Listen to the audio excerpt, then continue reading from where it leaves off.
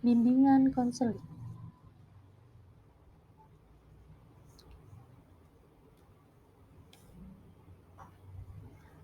Assalamualaikum warahmatullahi wabarakatuh.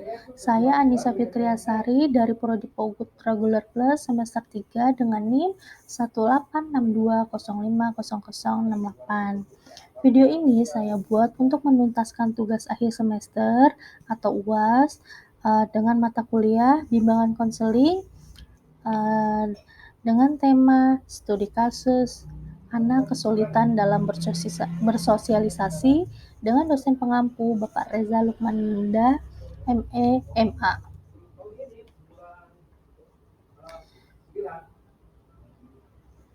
Identitas masalah. Sebelum kejadian penelitian dilakukan, penelitian telah mengadakan pra-penelitian untuk mendapatkan masalah dan menentukan subjek kasus yang ada di sekolah TK Anak Pintar. Setelah menemukan masalah dan subjek kasusnya, maka peneliti menyusun rencana penelitian agar data yang diperoleh dapat dipertanggungjawabkan. Mengingat masalah penelitian yang masih dianggap tabu oleh masyarakat, maka dalam penulisan laporan penelitian, nama dan alamat sekolah, serta subjek kasus menggunakan inisial, tetapi ditulis secara jujur apa adanya tanpa mengurangi keaslian penelitian. Setelah selesai mengurus surat izin penelitian dan menyusun instrumen yang diperlukan, maka dilakukan penelitian langsung kepada anak yang dengan inisial VR.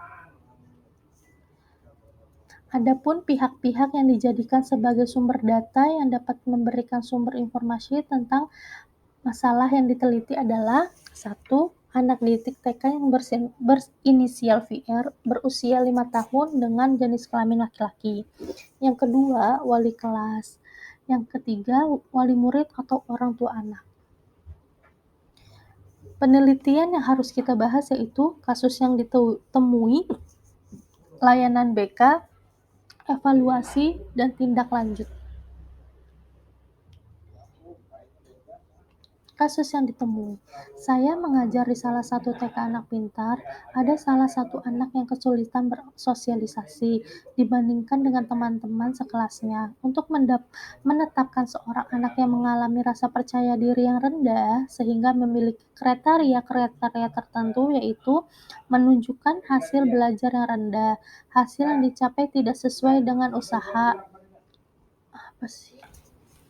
Hasil yang dicapai tidak sesuai dengan usaha yang dilakukan, sering melamun, sedih, dan menunjukkan gejala emosional yang tidak wajar.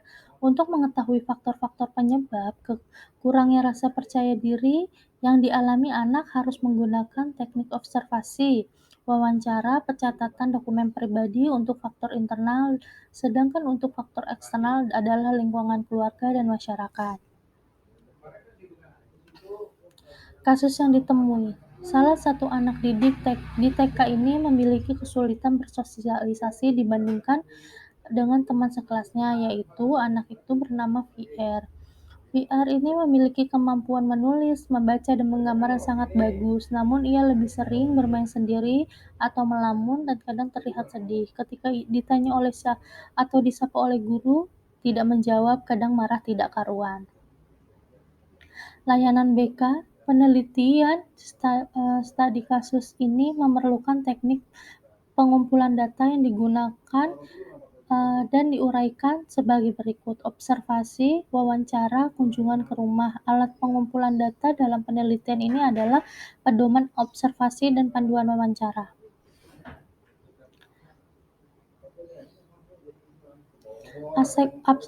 Aspek observasi, kisi-kisi lembar observasi, siswa yang sulit bersosialisasi. 1.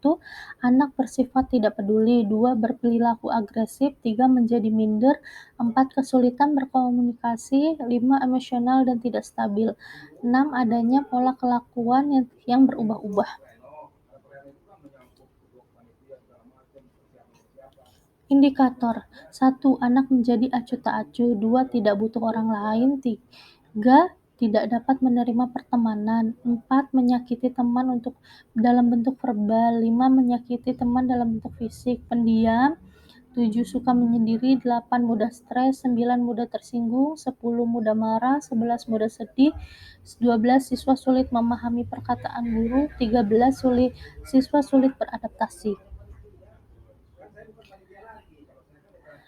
Wawancara pada wali kelas atau guru kelas. Nama guru Ibu Kasih, tempat wawancara, ruang aula TK Anak Pintar, waktu jam 9.30, hari Kamis tanggal 27 Januari 2022.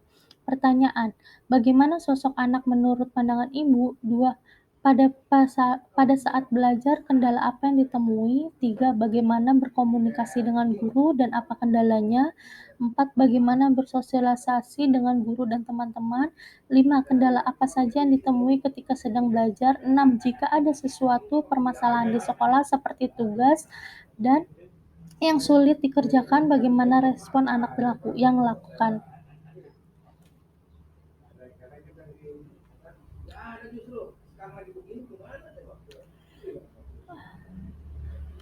Wawancara pada orang tua siswa. Nama orang tua atau nama wali, Ibu Via dan Bapak Robi. Tempat wawancara, ruang aula TK Anak Pintar. Waktu jam 11, hari Kamis, tanggal 27 Januari 2022. Pertanyaan wawancara, bagaimana cara Ibu mengasuh anak Ibu dan Bapak dalam kehidupan sehari-hari? 2. Bagaimana bentuk pengawasan Ibu dan Bapak terhadap anak? 3. Bagaimana sikap Ibu dan Bapak ketika anak susah diatur? 4. Bagaimana Ibu dan Bapak memberikan perhatian kepada putra kalian? 5. Hal apa yang dilakukan anak Ibu dan Bapak dalam keseharian di rumah? 6. Kebiasaan jelek apa yang anak Ibu dan Bapak lakukan di rumah? Adakah perbedaan pola asuh dengan kakak atau adiknya? 8. Kendala apa Ibu dan Bapak hadapi selama ini dalam mengasuh? 9. Sebagai orang tua, apa harapan Ibu dan Bapak terhadap putra Ibu ke depannya? 10. Bagaimana cara Ibu dan Bapak mewujudkan harapan itu tersebut? Hasil wawancara dengan guru kelas. Berdasarkan keterangan dari guru kelas, anak tersebut merupakan anak yang penyendiri, juga termasuk anak yang bisa saja dalam kelasnya. Dalam bidang belajar, VR termasuk anak yang pasif dan tidak pernah memberikan respon baik saat belajar kelompok maupun individu. Tetapi dalam beberapa bulan terakhir, VR sering terlihat melamun, kadang terlihat sedih, kurang memperhatikan, asik main sendiri ketika sedang mengerjakan tugas, dan tugas yang diberikan sering tidak pernah selesai. Hasil wawancara dengan orang tua, VR anak ini pernah bercerita kepada ibunya bahwa ia tidak mau sekolah. Keinginan itu ia ungkap kepada ibunya karena VR merasa dirinya tidak sama seperti kehidupan teman-teman lainnya. Namun, ibunya berusaha dan memberikan motivasi agar VR tidak berhenti sekolah. Kondisi orang tuanya yang kurang perhatian ini dikarenakan mereka bekerja, begitu pula kondisi belajar di rumah. VR jarang sekali belajar karena ia tidak ada yang mendampingi atau menemaninya. Sifat emosional VR ini karena faktor genetik dari ayahnya yang cenderung pemarah dan suka berlaku kasar. Dan di sekolah VR sama sekali tidak memiliki teman. Ia hanya memiliki 2 teman di lingkungan rumah, yaitu kakak dan adiknya saja. Tindak lanjut. Dari hasil evaluasi ini, yang optimal, maka dilakukan tindakan kerjasama dengan masing-masing pihak terkait untuk tetap mempertahankan perubahan yang terjadi, yaitu VR dapat terus berusaha dan mempunyai motivasi yang kuat untuk berubah sehingga ia bisa berpikir dulu sebelum bertindak, meminta bantuan kepada orang-orang yang dapat dipercaya dan meningkatkan rasa percaya diri, bekerja sama dengan guru kelas untuk memonitor perkembangan dan perubahan-perubahan pada diri anak agar tetap bertahan, serta memberikan kesempatan kepada anak untuk mengeksplorasi kemampuan, minat, dan bakat yang ia miliki. Bekerja sama dengan guru TK lainnya untuk melihat perkembangan dan perubahan yang ada agar tetap di kondisi yang positif. Dan yang paling penting ialah harus bekerja sama dengan orang tua agar tetap orang tua memantau perubahan dan perkembangan pada anaknya dengan memberikan pujian dan motivasi agar perubahan tetap bertahan dan selalu senantiasa memberikan dukungan dalam berbagai hal kepadanya agar tetap semangat. Oke. Dan kesimpulan dari observasi ini ialah satu, guru konseling diharapkan terus memberikan layanan bimbingan konseling sebagai usaha pencegahan. Dua, guru kelas diharapkan terus menjalin kerjasama yang baik dengan orang tua murid untuk terus memantau perilaku siswa. Guru kelas harus terus memberitahu kepada orang tua mengenai kegiatan anak dan perilaku anak selama di sekolah. Yang ketiga dan terakhir, orang tua diharapkan memberikan contoh yang lebih baik kepada anak.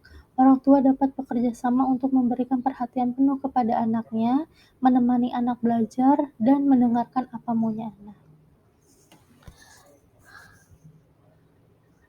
Terima kasih, inilah contoh studi kasus kepada anak yang kurang bersosialisasi. Assalamualaikum warahmatullahi wabarakatuh.